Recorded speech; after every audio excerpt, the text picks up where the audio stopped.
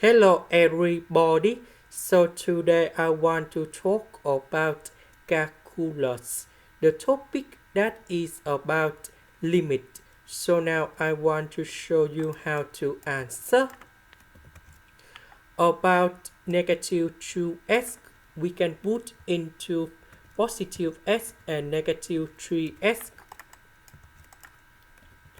Next, I will put this one cone here. So we can do about factorization by s. This one by number 1. Now we can do another factorization by s minus number 3. And now we need to simplify s minus number 3 on numerator and denominator.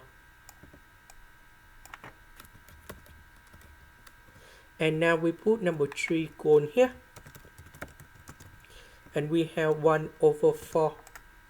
This is the end. Thank you for watching.